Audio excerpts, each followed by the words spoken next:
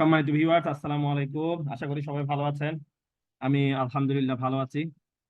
আজকে আমাদের আলোচনার বিষয় হচ্ছে position of preposition in a sentence, অর্থাৎ সেন্টেন্সের মধ্যে প্রেপজিশনের ব্যবহার, অর্থাৎ সেন্টেন্সের মধ্যে কোথায় কোথায় প্রেপজিশন বসে এই সম্পর্কে আমরা বিস্তারিত আলোচনা করব। দেখেন, প্রতিযোগিতামূলক পরীক্ষার মধ্যে পজিশন অফ প্রেপজিশন এটা খুবই গুরুত্বপূর্ণ একটি টপিকস, কারণ প্রতি বছরে এখান থেকে প্রশ্ন আসে। কিছু হচ্ছে টেকনিকের কারণে হচ্ছে আপনারা এখান থেকে আনসার করে আসতে পারেন না। আপনাদেরকে আমি এখানে একটা টেকনিক শেয়ার করব, যার মাধ্যমে হচ্ছে আপনারা পজিশন অফ প্রেপজিশন অংশটি ভালো করে আইডেন্টিফাই করতে পারবেন। তাহলে বন্ধুরা, আপনাদের প্রতি আমার একটা রিকোয়েস্ট থাকবে, সেটা হচ্ছে যে যারা হচ্ছে ফেসবুক থেকে আমার ভিডিওটি দেখছেন তারা হচ্ছে আমার পেজটিকে ফলো করবেন, আর ইউটিউব থেকে তারা দেখছেন তারা হচ্ছে আমার ইউটিউব চ্যানেলটিকে সাবস্ক্রাইব করবেন। তাহলে বন্ধুরা চলুন শুরু করা যাক। দেখেন, পজিশন অফ প্রেপজিশন এই সম্পর্কে যদি আমরা ক্লাস শুরু করতে চাই, তাহলে আমাদেরকে আগে বুঝতে হবে যে প্রেপজিশন গুলো কোথায় বসে। মূলত এটা বুঝে তারপর আমরা নিচের দিকে যাবো ইনশাল্লাহ। তাহলে আমরা যদি এখানে খেয়াল করি, সাধারণত নাউন বা নাউন ফ্রেজ অথবা প্রনাউনের অবজেক্ট ফর্মের পূর্বে প্রেপজিশন বসে। দেখেন, যদি পার্সোনাল প্রনাউন হয় তখন অবজেক্টিভ ফর্ম থাকবে, আর যদি এমনি প্রনাউন হয় তাহলে এটা সরাসরি বসে দিতে পারে। আমি আবারও বলে দিচ্ছি, নাউন, নাউন ফ্রেজ, প্রনাউন অথবা প্রনাউনের অবজেক্ট ফর্মের পূর্বে প্রেপজিশনটা বসে। তাহলে আপনাকে আগে শিওর হয়ে যেতে হবে যে প্রেপজিশনটা কোথায় বসে। তাহলে আমরা বুঝে যাচ্ছি যে কি প্রেপজিশন কোথায় বসে। নাউন অথবা নাউন ফ্রেজ অথবা প্রনাউন অথবা প্রনাউনের অবজেক্ট ফর্মের পূর্বে প্রেপজিশন বসে। এটা আপনাকে এখান থেকে একদম 100 শিওর হতে হবে, কেমন?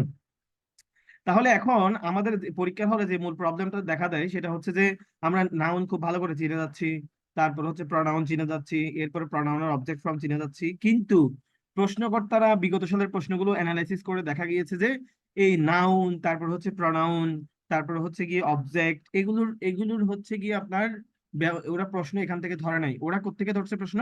ওরা ধরছে যে এই যে নাউন ফ্রেজ থেকে, কেমন? আপনি যদি পজিশন অফ প্রেপজিশন অংশে ভালো করতে চান, তাহলে আপনাকে অবশ্যই নাউন ফ্রেজ মেকিং ভালো করে জানতে হবে। আপনি যদি ভালো করে নাউন ফ্রেজ মেকিং না বুঝেন, তাহলে আপনি কখনোই প্রেপজিশন আইডেন্টিফিকেশন অথবা পজিশন অফ প্রেপজিশন আপনি কখনোই পারবেন না।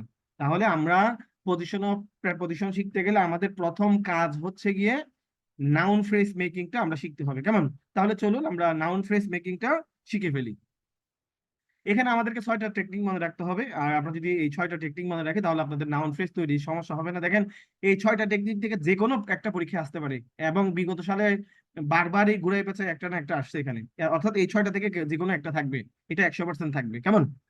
তাহলে দেখা যাক, এখানে আমরা কিছু নাউন ফ্রেজ তৈরি শিখবো, অর্থাৎ এই 6টা পদ্ধতিতে আমরা নাউন ফ্রেজ তৈরি শিখবো। দেখেন, প্রথমে 1 নাম্বারটা যদি আমরা খেয়াল করি, প্রথমে আর্টিকেল থাকবে, তারপরে নাউন থাকবে। দেখেন, খেয়াল করেন, প্রথমে কিন্তু আর্টিকেল থাকবে, তারপরে হচ্ছে নাউন থাকবে। যদি প্রথমে আর্টিকেল তারপরে নাউন থাকে, তাহলে এটা একটা নাউন ফ্রেজ হবে। বুঝতে পেরেছেন আমার কথা? ওকে। দ্বিতীয় নাম্বারটা আমরা খেয়াল করবো, দেখেন, আর্টিকেলের পরে যদি অ্যাডজেক্টিভ থাকে, মোস্ট ইম্পর্টেন্ট, এটা অনেকেই বুঝতে পারে না। আর্টিকেলের পরে যদি অ্যাডজেক্টিভ থাকে তখন সেটা নাউন ফ্রেজ হয়ে যাবে, কেমন? তৃতীয় নাম্বারটা হচ্ছে কি আমাদের অ্যাডজেক্টিভ প্লাস নাউন, অর্থাৎ প্রথমে অ্যাডজেক্টিভ থাকবে, তারপর হচ্ছে নাউন থাকবে। এখানে আপনাদেরকে একটা কথা বলি, এখানে অ্যাডজেক্টিভ বলে ডিটারমিনার গুলো আসতে পারে আলাদা করে, যেমন এখানে দিস, দ্যাট, মানে যত ধরনের ডিটারমিনার গুলো আছে এখানে আসতে পারে, অথবা যে কোনো একটা অ্যাডজেক্টিভ বসতে পারে, অ্যাডজেক্টিভের পর এখানে নাউন বসতে পারে। যদি অ্যাডজেক্টিভ প্লাস নাউন হয়, তখন সেটাকে আপনি চোখ বন্ধ করে নাউন ফ্রেজ বলবেন। 4 নাম্বারে যদি আমরা খেয়াল করি, article plus adjective plus noun, দেখেন খেয়াল করেন 4 নাম্বারটা কি লেখা আছে এখানে আমাদের। আর্টিকেল লেখা আছে, অ্যাডজেক্টিভ লেখা আছে, নাউন লেখা আছে। যদি article plus adjective plus noun এভাবে আসে, তখনও কিন্তু এটা নাউন ফ্রেজ হবে। দেখেন, আপনি কিন্তু এগুলো বুঝবেন না যদি বাসা থেকে ভালো করে স্টাডি করে না যান। ওকে, আমরা হচ্ছে 5 নাম্বারটা খেয়াল করব। এখানে আর্টিকেল আছে, তারপরে অ্যাডভার্ব আছে, অ্যাডজেক্টিভ আছে, নাউন আছে। খেয়াল করেছেন, এখানে কিন্তু সবগুলো আছে। আর্টিকেল আছে প্রথমে, এরপরে অ্যাডভার্ব আছে, এরপরে অ্যাডজেক্টিভ আছে, তারপর নাউন আছে। যদি এভাবে সেন্টেন্সটা মেক হয়, তাহলে হচ্ছে এটাও একটা নাউন ফ্রেজ হিসাবে গণ্য করা হবে। এরপর হচ্ছে 6 এবং লাস্ট নাম্বার, এটা 6 নাম্বার। পসেসিভ ফর্মের পরে যদি নাউন থাকে, দেখেন, পসেসিভ ফর্মের পরে যদি নাউন থাকে, তাহলে হচ্ছে গিয়ে সেটাকে আপনি নাউন ফ্রেজ বলবেন। তাহলে পসেসিভ ফর্ম কোনগুলো? মাই, হিজ, হার, দেয়ার, আওয়ার, এগুলোকে বলা হচ্ছে গিয়ে কি পসেসিভ ফর্ম। বুঝতে পেরেছেন? ওকে। তার মানে হচ্ছে আমরা নাউন ফ্রেজ তৈরি শিখবো যে কয়টা পদ্ধতি দিয়ে, সবাই বলো, কয়টা পদ্ধতি দিয়ে শিখবো আমরা? 6টা পদ্ধতি শিখবো নাউন ফ্রেজ মেকিং এর। আপনি যদি এই 6টা পদ্ধতি ভালো করে করে শিখেন, তাহলে হচ্ছে গিয়ে আপনারা হচ্ছে আইডেন্টিফিকেশন অফ প্রেপজিশন অথবা হচ্ছে গিয়ে পজিশন অফ প্রেপজিশন আপনি কখনোই ভুল করবেন না। আপনাকে হচ্ছে গিয়ে এগুলো মাস্ট বি শিখতে হবে, কেমন? কারণ পরীক্ষায় কিন্তু প্রশ্ন এই নাউন ফ্রেজ থেকেই কিন্তু ধরা হবে, অর্থাৎ ওরা নাউন ফ্রেজের পূর্বেই কিন্তু প্রেপজিশনটাকে বসাবে। বুঝতে পেরেছেন আমার কথা?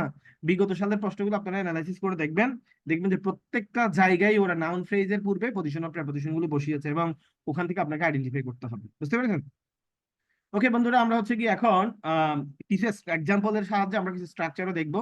আমরা কিছু এক্সাম্পল খেয়াল করবো নিচে, এক্সাম্পলের সাহায্যে আমরা পজিশন ও প্রেপজিশনটা একদম টোটালি শিখে ফেলবো, কেমন? তাহলে আমরা তো এখন হচ্ছে গিয়ে নাউন ফ্রেজ মেকিংটা পারি। এরপর হচ্ছে আমরা তো নাউন চিনি, তারপর হচ্ছে প্রনাউন চিনি, অবজেক্ট চিনি, তারপর হচ্ছে এগুলো আমরা তো চিনি।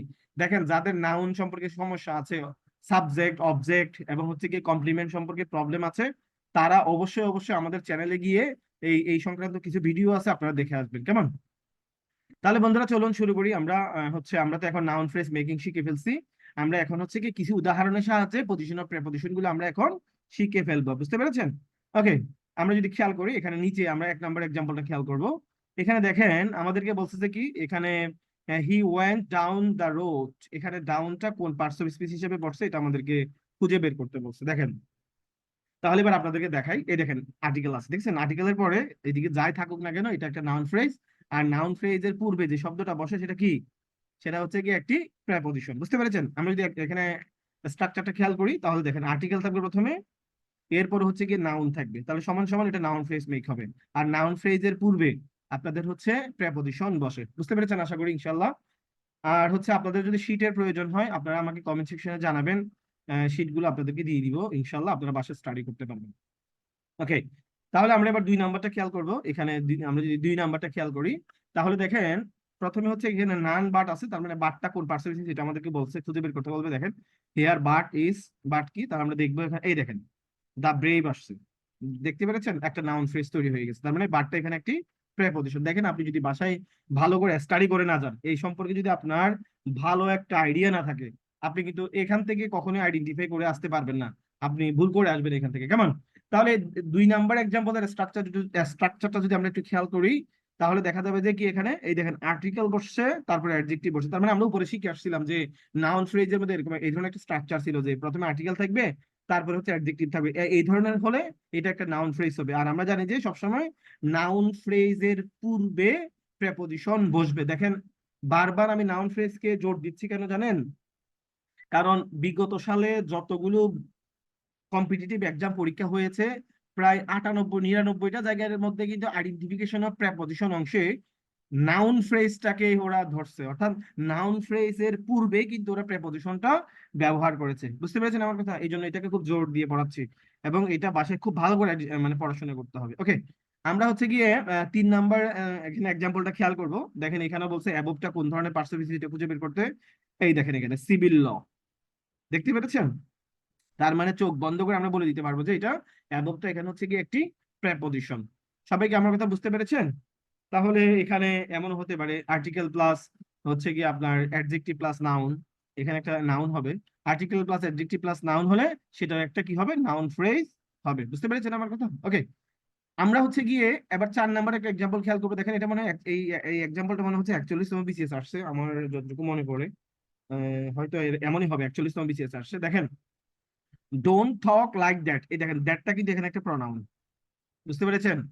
যার কারণে এখানে হচ্ছে লাইকটা হচ্ছে একটি প্রেপজিশন। অথবা আপনাদেরকে আমি লাইকের ক্লাসে আমি বারবার বলছি যে লাইক যখন সিমিলার টু অর্থে ব্যবহৃত হবে, তখন হচ্ছে গিয়ে বা মত অর্থে ব্যবহৃত হবে, তখন হচ্ছে গিয়ে লাইকটাকে আমরা প্রেপজিশন হিসাবে নিব। তার মানে হচ্ছে এখানে আমরা যদি খেয়াল করি, এখানে একটা এক্সাম্পল যদি হচ্ছে আমরা এখানে হচ্ছে আমরা একটা স্ট্রাকচার খেয়াল করব।